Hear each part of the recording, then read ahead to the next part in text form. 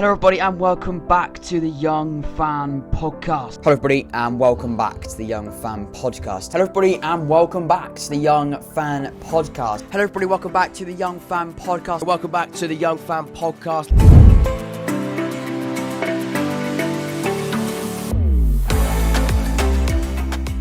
Introducing the Jack Ward Football Podcast.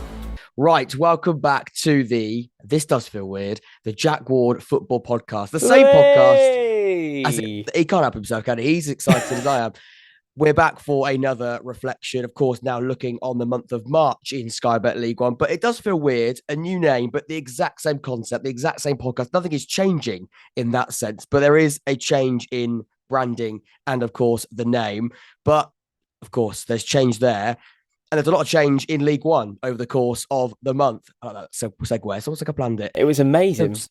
It was really good. Let's start off then, Tom. It's been another blockbuster month when it comes to League One. Twists and turns everywhere. We are reflecting on March, but I thought we had an interesting video go up. There was another member to the video, of course, Jake. He's not with us for the roundups, but he will probably be watching this, and I don't know how he'll feel about it. If you are watching, Jake, how are you doing? I think we'll probably be mentioning bits and pieces that he said in the video. He might not be overly impressed or might be shaking his head at some of the things that have happened in League One that we just could not predict. And that does sum up the division that we're talking about. Reflecting on that video, we did the predictions of the top 6 and the bottom 4 only 10 days ago. Things have changed so quickly. Wow. Sheffield Wednesday. Should we start there? Let's start at Sheffield Wednesday. We all said in that video 10 days ago, they were nailed on to win the league. In fact, looking back at last month, the video was titled, "Surely they're going to win the league. There is no doubt they'll go up," I think is a direct quote. Tom, they're still in that top 2. Yeah. But are we as confident? Are they guaranteed? Are they nailed on? Is anyone nailed on or guaranteed in League One? You're never guaranteed in a league like League One. I'm still in no doubt that they're going to go up. I'm just maybe got a little bit of doubt in terms of whether they're going to be automatically promoted, plus champions on top of that as well. Can I first of all say what a pleasure it is to be involved in the very first Jack Ward Football Podcast episode. As you said, not a lot's changed. The people are still the same. Unfortunately, the company's still the same for some people like that. Some people will be delighted that the company's still the same, but some people won't be quite so happy.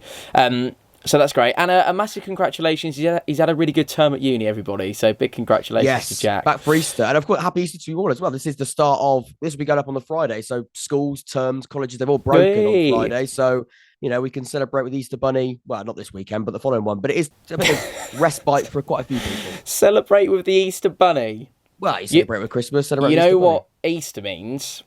It means that the best weekend in football is approaching. The Friday, Monday, the Good Friday, Easter Monday. Everyone plays on the Friday and everyone plays on the Monday, unless you're kind of TV, whatever. But I don't think it's awful lot. I think everyone's playing 3 o'clock Friday and Monday? I think that's right. I don't know. I think so, yeah. I think they've scheduled it so that everyone is playing at the same time. But yeah. And on the same day. So lots of football to be playing going into this month. But looking back as well, there's been a lot of football. I think we said a minimum of 3 games, a maximum of 5 games for all the clubs. We were talking about Sheffield Wednesday, weren't we? I do apologise. We've kind of gone away from that. Sorry, Sheffield Wednesday. Sorry, Wednesday. You've dropped points, though, over the last 4 games: Bolton, Barnsley, Forest Green Rovers and Cheltenham. 2-0 down against Cheltenham. To claw back a point is probably a good result in hindsight, but Forest Green Rovers, it was on Sky Sports. I think all of us watched it, or most people watched it. It wasn't a great showing.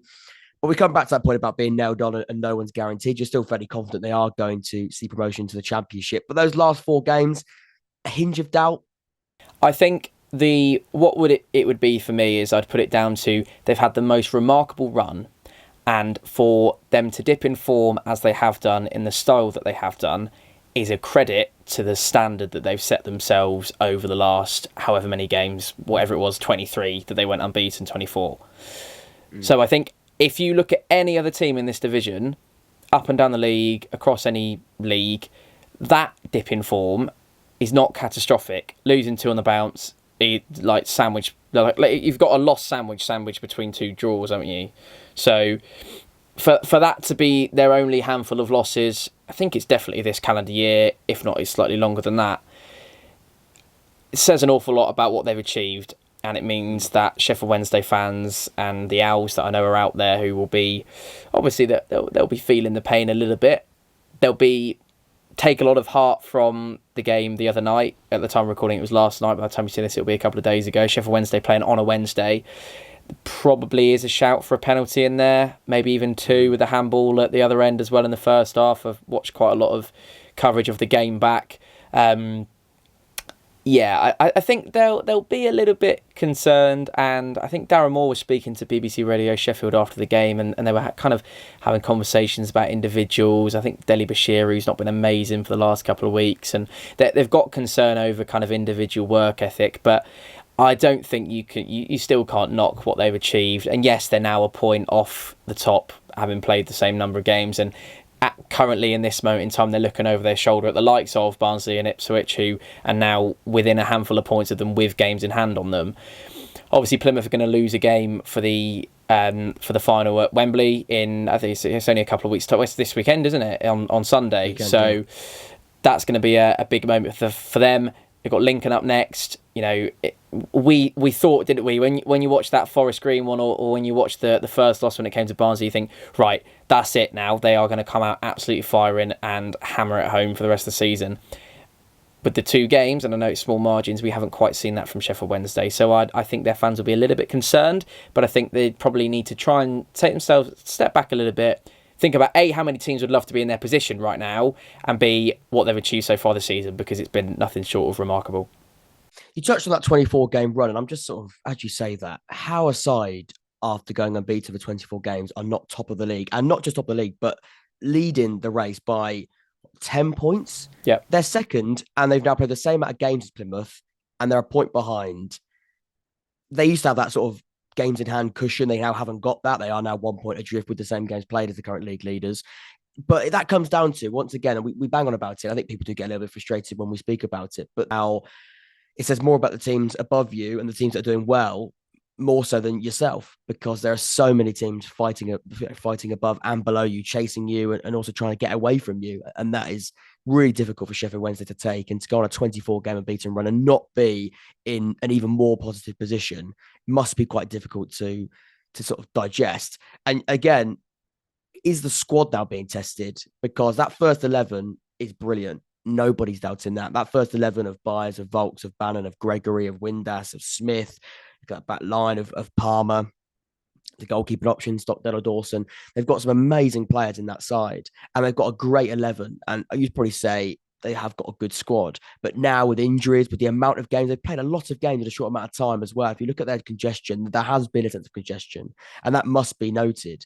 That squad now is having to be stretched out to the highest degree. It's having to be stretched and oozed out of, and that isn't always easy. And then you start seeing the players that maybe are really up for the fight, are really in for this really quite difficult It's a test race. of character, isn't it? Yeah, definitely. It's and mentality when you're playing games in a short amount of time. So, yeah, it's difficult with Sheffield Wednesday. I don't want to take anything away from what they've achieved. Have we jinxed them? I've had a lot of criticism over the past couple of weeks about, I think, the title of give Sheffield Wednesday the title now. That might come back to bite on the backside. Oh, that might have been a big one. But what I will say to that is, there were Sheffield Wednesday fans in the comment section agreeing with that title. So don't come at me now, because you were in there as well. And I can see why confidence was high, and it's amazing what 4 games can do. But I think, yeah, it's going to make a really, really fascinating race for the top 2 and the title race, of course, as well, between themselves. And the team, I think we've got to mention when it comes to the first category we do on these roundups. Another great who segue, has impressed by the way. us the most? It was all right, wasn't it? It was all right. Who has impressed us the most? A second place team or a third place team? I think Plymouth, Sheffield Wednesday, Ipswich, Barnsley, all of these different positions. Ipswich, though, they've had some month. 4 wins from 4, no goals conceded in the month of March. It's a pretty good month, Tom. Yeah, it's not bad, is it? They've No. and we've had our fair share of stick from Ipswich fans as well, who were a little bit. I think it was probably on the 3-way video that we did, and I was still calling it the 3-way video. I haven't been taken off YouTube yet. Go and watch it. Yeah, it's great content. It's links in the description, I'm sure. And can you do little icon things anymore? Have they taken that off YouTube? I think they might. I don't think no. It's all at the end, isn't it? They get sort of the recommended videos. Is it? Fine. At the end. Sorry. Yeah. Ignore that. Don't click on the icon. Link in the description. Yes, ridiculously good month. I think they are. Make no bones about it. Oh, Has your light just gone off, or are you okay? No, you're okay. No. He's living life on the edge tonight, everybody. He's got his lights balancing on the edge of his table because he's back home for Easter, so he's not quite had enough. We've kind of hurried and got ready to go. We're so excited to chat about League One. Ipswich has been outrageous. They have been all season, to be honest with you. They've overall, I think they're still the team that's lost the least amount of games. I'm frantically checking that. Yeah, they've still only lost 4 games, which, Sheffield Wednesday have lost 5 and Plymouth have lost 6. So they're still, in terms of being defeated, they are the least defeated side in the division, which is, maybe not something to shout from the rooftops, but at the same time, it tells you an awful lot about the side. Yeah, I've been incredibly impressed, and you mentioned the Sheffield Wednesday squad there. You've only got to look at Ipswich's talent that they have and the strength and depth and all those kind of things, and they're continually adding to it and just getting better and better and better. I think it will be an absolute disaster if they don't go up, both for them and for kind of football, really, to be honest, in terms of if you take your kind of your Pompey or your Oxford or whoever you support hat off and go. That's a team that, yes, they've invested heavily, but sometimes you just got to dip your head to talent and go, you know what, you boys are one seriously well-charged group and you deserve everything you get. That's a really, really good point, because we got a lot of stick about, we sort of brushed over them more than we should have done, and we should have given them more credit. And I hold my hands up. I think we are so focused on the Wednesday, the Barnsley run, and look, they have been brilliant. And we've got a lot of messages regarding the financial situation, because I remember asking Jake a question and you a question about it. And we've actually done a little bit of digging. Look, we're not going to pretend to be accountants when it comes to Ipswich. I trust there's a clause in the Flynn Downs is at West Ham, that transfer from Swansea to West Ham. There was a clause in there. Of course, they are a very, very big football club, merchandise-wise, sponsorship, the Ed Sheeran connection. A lot of revenue, there is a lot of revenue streams, and there is a lot of money that can be pumped in and out of the football club in all ways. And that, I think we could all... But my argument, I feel, still is around the idea of this is such a talented group of players, regardless of the financial aspects of it. I still think, like Tom said, you've got to... I think you've still got to go up. But I think you've still got to go up purely based on the fact that if that was any other club with that much quality, with that much depth, with that much money spent, people would be giving you pelters. And I think sometimes, and again, this is coming from a purely neutral perspective, if Oxford had that type of investment and had those type of players, I probably would deep down be going, yes, maybe we're not breaking any rules. It's not our fault that our club's spending money, but we should be going up with those players. Is that fair? I hope that's fair. Yeah, I hope that is fair. It is fair. And my only one caveat to what you've been saying, I completely agree with absolutely everything you just said. The only thing, I know this is a March reflection, but if you look at the upcoming games, they have the worst run-in of all the top 10 sides, really. There is no one else with a tougher run of games in Ipswich. So, you're looking at, Sheffield Wednesday proved that even Cheltenham's not an easy place to go on an away game, but they're off to Pride Park tomorrow. At the time we're watching this, they've got Charlton at home, which they're going to come later on in the episode tonight, but they're on a really good run. Exeter, who've also just taken a big scalp against Barnsley in the week as well. They've also got to go to Barnsley and they've got to go to Peterborough. And Fleetwood as well, which, a couple of months ago, they were one of the informed sides in the division, and it's not like they've capitulated since then. So, a bit hit and miss Fleetwood, you don't know what you're going to get. You might get an incredible Fleetwood home or away. You don't quite know. But either way, you expect a challenge. Yes, exactly. So, and that's what it's going to be. It's going to be a challenge for the rest of the season for Ipswich, very much so. And that would, if I was an Ipswich fan right now, I would be thinking, great, this is all going really well, but you need to sustain that. And yeah, they're not going to win every game for the rest of the season. We might look back on this and look like an absolute... Sorry, I was going to use another word there. Turnip, that's even better. And they've gone and won every single game. Another thing is the goal difference is the strongest in the division by far. By a handful, only sort of 5 away from Sheffield Wednesday, which is a big goal margin. And you look at how many times they've won 4 or 5-0 against, with respect, the lesser sides of the division that you'd expect a team like Ipswich to go and beat. However, they have done so and scored the goals to drag themselves away in terms of goal difference. And how tight League One is, Jack, I think that could prove to be pretty pivotal come the last final stages. Is those pluses and minuses in that all important column next to the points.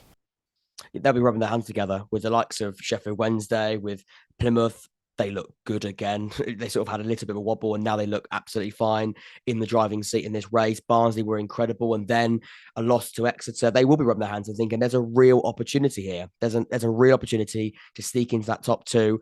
I think we all said 4 for Ipswich, and they could easily finish higher than that. And there's no reason why they can't.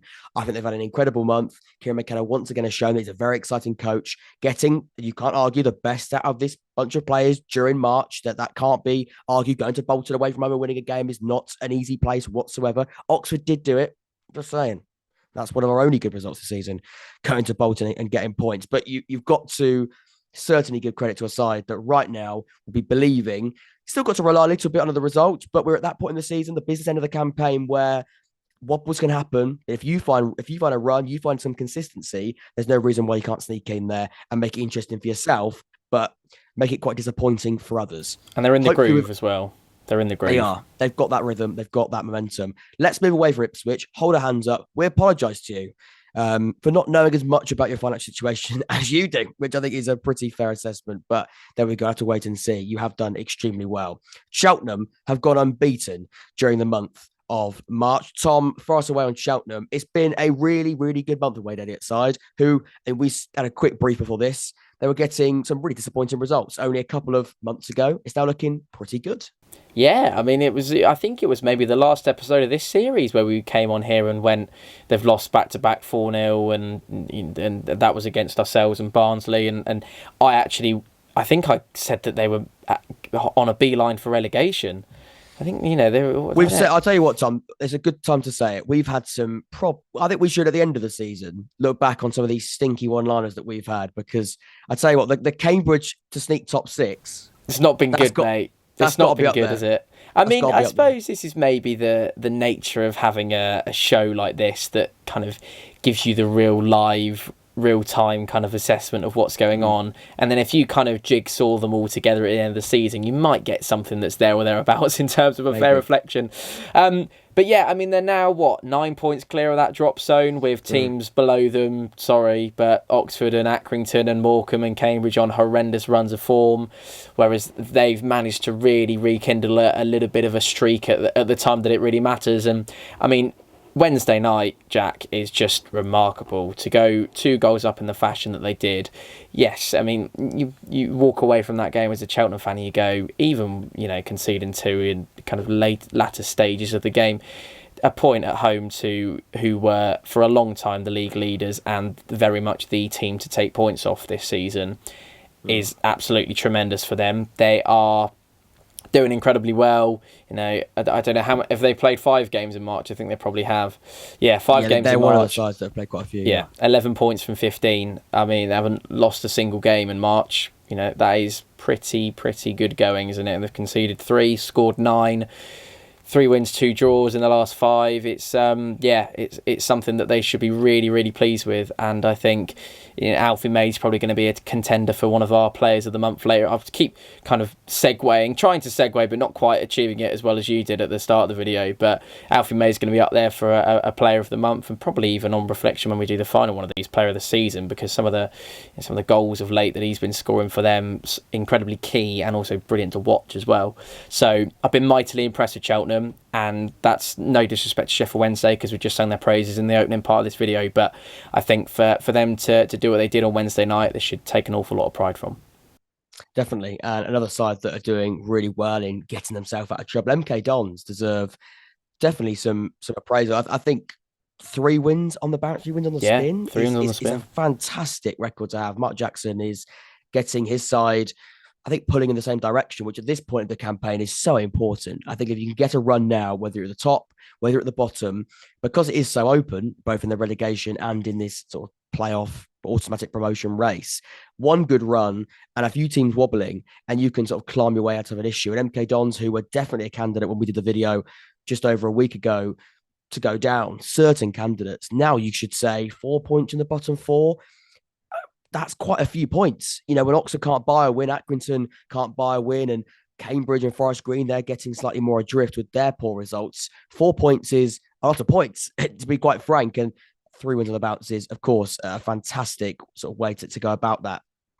I've been impressed by MK Dons, and I always sort of said, and that's one thing when we go back to some of our quite strange one-liners and maybe controversial takes that we've had across the season. I've always said MK Dons, of course, they've had a really, really disappointing year compared to the campaign before, but circumstances in the summer didn't help that. They have got a talented group of players there, a young group of players. The problem has always been, can they gel? Can they find the right system and principle within that squad? Of course, for the large majority of the season, they haven't been able to, but you feel now, if that squad does stay up with the right adjustments in the summer, look, let's not throw ourselves under the bus and say any more stupid things, but I think they probably will be okay. It has been a really quite topsy-turvy, turgid 365 days plus, of course, the summer transfer window being a difficult one to take. And of course, losing the manager, Liam Manning, who's now at our place. So yeah, for MK Dons, a little bit off jointed there, looking at MK Dons in a more broader way, but steering the way out of trouble, it looks as though that is going to happen now.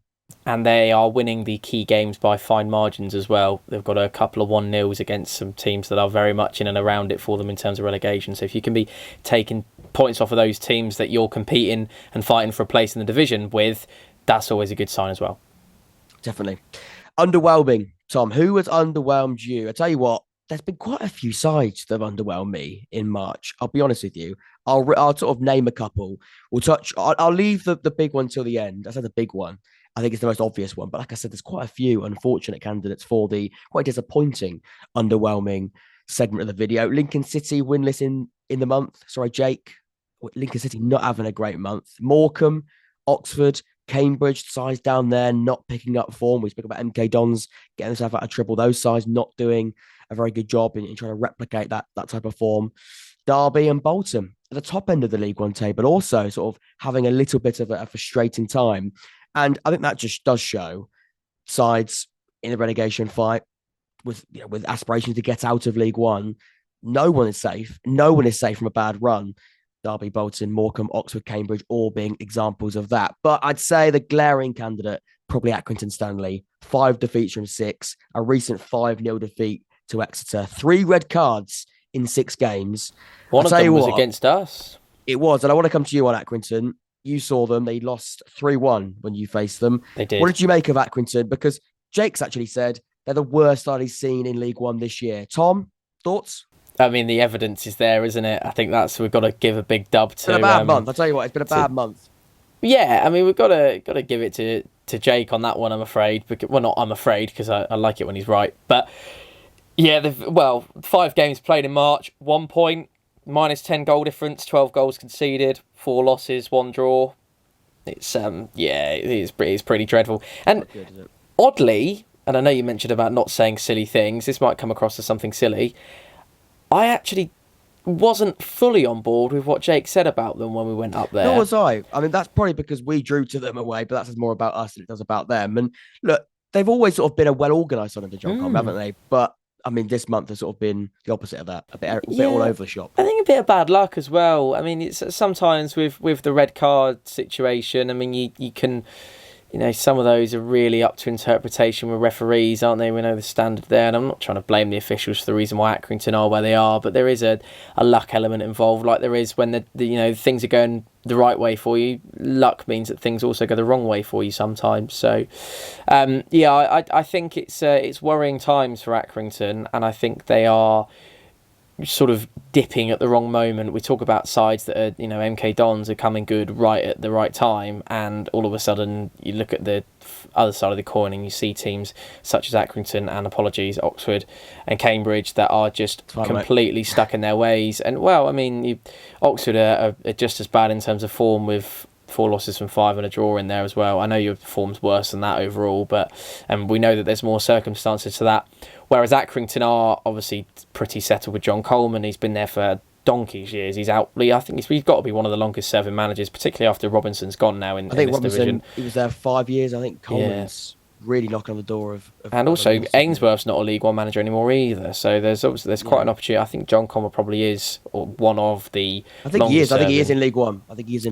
So yeah, they're setting their ways. Maybe his touch is just starting to kind of go a little bit, and respectfully, Accrington are always kind of in and around there for a relegation scrap, aren't they? It's kind of the nature of being a club of that size in a league like League One, when you've got teams like Ipswich and Sheffield Wednesday and Derby, and try and squeeze Pomp into that conversation relegation and Bolton, etc. Even you'd stretch as far as Charlton to say that there are some real mammoth clubs in English football in this league. And Accrington, I think every season they spend in this division is a good one for them. I hope it's not their last one, because I was actually mildly impressed with some of the stuff that they were putting together, and they, by all means, deserve to be in League One. By the way, it's not like they've completely, I was about to say done a Forest Green, but look at last Sunday. So you know what I mean. It's kind of one of those. They're not down and out. They're not down and out. No, they're not, and they're not giving up. And I think they might get dragged into it. I think we said that the bottom four was probably fixed, and Accrington are well within that at the moment, unfortunately.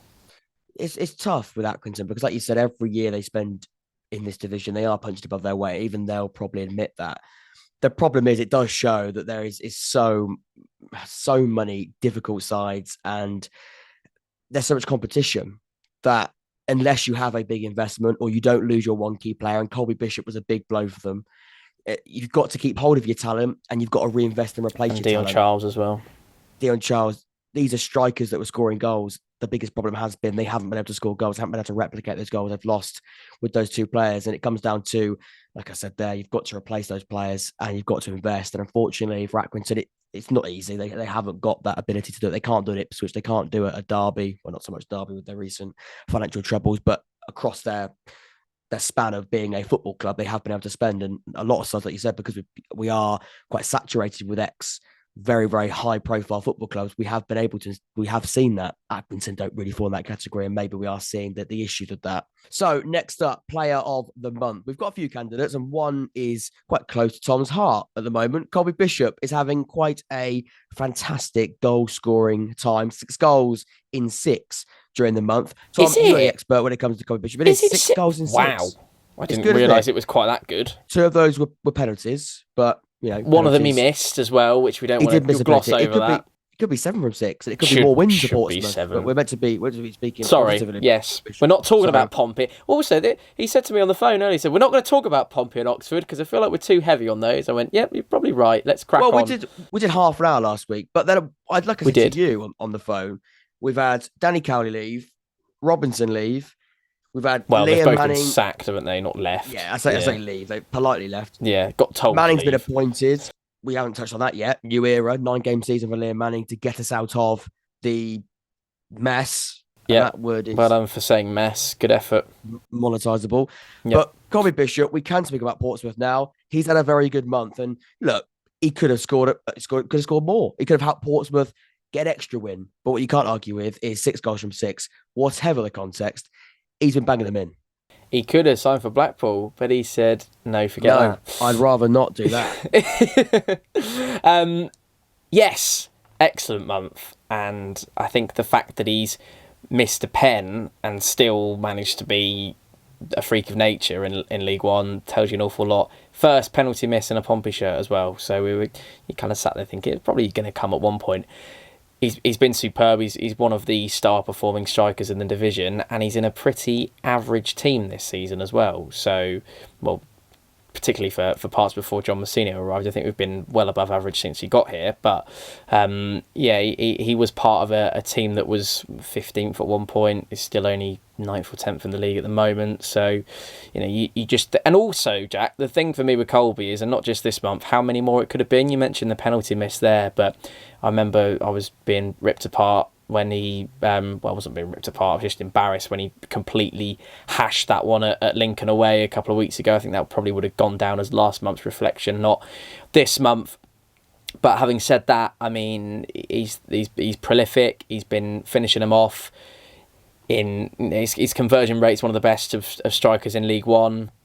I'm not just waxing lyrical because he's a Pompey fan. I think that's clear for anyone to see. I think he manages to shoehorn his way into the majority of League One teams of the season. If you're not going for Johnson Clark-Harris and David McGoldrick, you're going to put Colby Bishop in there, aren't you? So, and he is only Johnson Clark-Harris has scored more goals this season in League One. So that would be my shout for player of the month, mate, Colby Bishop.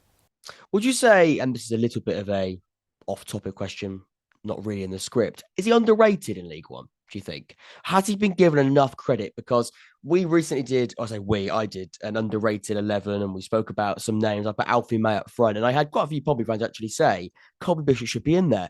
And is that sort of quite difficult line between, is he underrated because of the club he plays for, or is he underrated because he's not just getting the credit that he deserves, because Portsmouth are, a very well established and big football club with 125 years, mate, this weekend. Yeah, and I think a very big fan base as well, still in the division they find themselves in. Colby Bishop should be getting the credit he deserves playing for Portsmouth Football Club.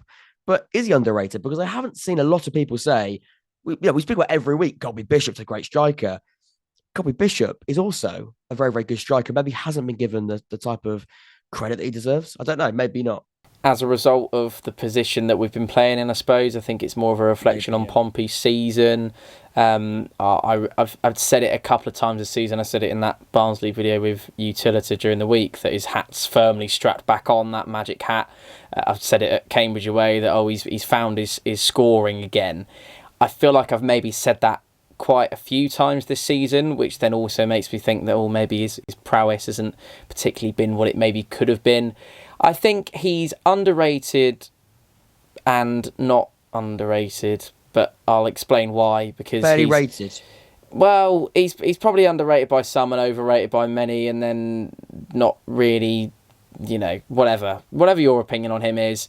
He's underrated because he's banging them in for a side that are 9th or 10th and have been hovering outside the playoffs for a long time. But then he also gets the plaudits he deserves because he's one of the highest scoring strikers in the league. So if you're talking from a who scored the most in the league as a striker sense, no, I don't think he's underrated. If you're talking from where's he got those goals from, I think yes, he probably is. Does that answer the question? Is that a decent answer? It does. Sort I of. think you've done a good job there. Just about. Another player, another striker who was actually in the underrated 11, Alfie May. We spoke about Cheltenham quite a lot during the episode, and they've had a really quite fantastic month. But a big reason for that is Alfie May playing a really big role in that. A halfway line goal against Peterborough United stands out for me. That was some strike. Not many strikers or players have the ability to do that, but Alfie May seems to have found a way of doing it, and also got another goal in that match. In total, 5 goals this month. A huge reason why Cheltenham have gone from strength to strength. They're unbeaten during March. Alfie May, I think, is someone that I didn't realise he's actually, look, I think he's 28 or 29. He's not. Yeah, I was surprised by that as well. I thought he was younger than that. Sorry, Alfie. And actually, that's a positive, isn't it? Saying that you look younger than you are. Yes, it's true. I saw links to Wrexham, and that is a classic. I can see that. I can see Wrexham coming in if they go to League Two, and maybe Wrexham. Yeah, I saw. Well, they've got a bit of money, haven't they, Wrexham? They've been sort of taking really good players. They took, was it Mullen I suppose they take 30-something players, don't they? Yeah, it's true. I can see that. I saw a big move for potentially Alfie May in the summer to Wrexham. Is he? I think I could be really wrong here. I believe he might be out of contract or coming to the end of his contract, so there could be something going on there. Okay, I think I think he is, because we spoke to Matt, who was on the transfer window, and there was a rumor that he was great video, by the way, on Wednesday. I enjoyed that. Yeah, sorry, and we touched on Alfie May, and there was a link in January. Thank God they kept hold of him, because I think look at this run now, he's been a really quite pivotal part of it.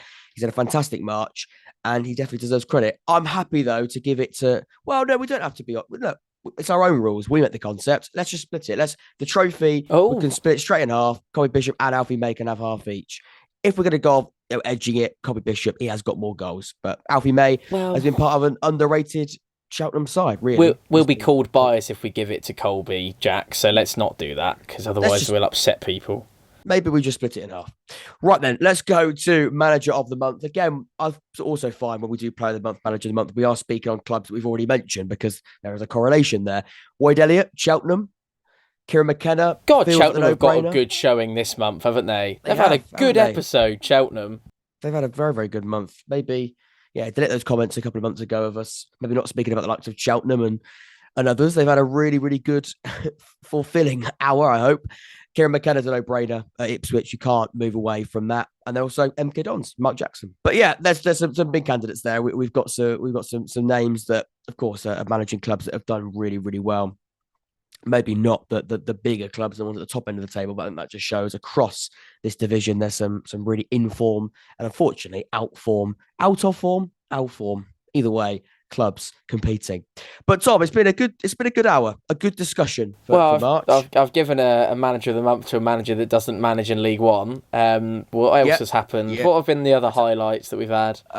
You made up a word as well. Competitivity, that was a good one. We've brought back sniffing down necks, which again Unless you watch that video, you won't understand the reference of that, and you might understand the reference of it, but it's not what you think. Yeah, we've touched all Sniffing grounds. down the neck. Brilliant. I feel like we've really opened the Jack Ward Football Podcast in the way that we should do. Oh, I'm really proud absolutely, of yeah. it. Stick around for more of this, everybody. Yeah, It only feels right. How many more have we got now? April, May. Yeah, silly question. 2. Count the months, Tom. Jesus. 2. And then are we doing a? Are we End of doing a season, May? Are we? 3. We're gonna bother with a May. That'll be Oh, 1 week of May. No, because May's. Will that be it? Playoff, So isn't one it? more, and then the finale.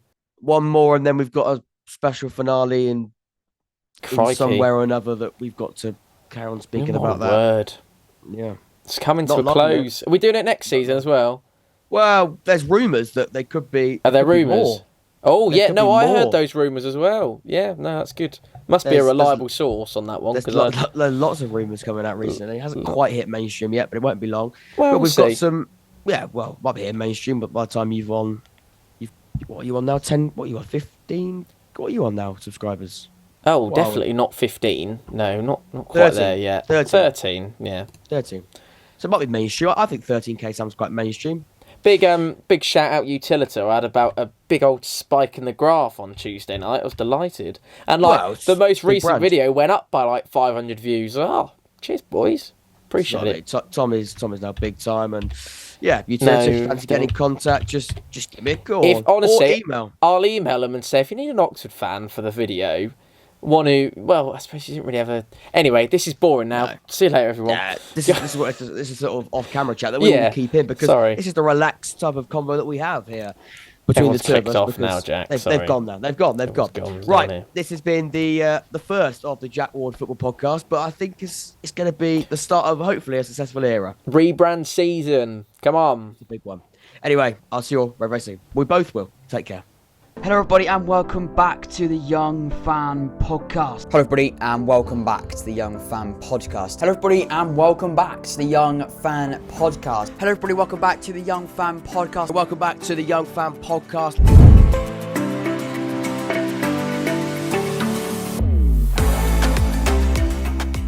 Introducing the Jack Ward Football Podcast.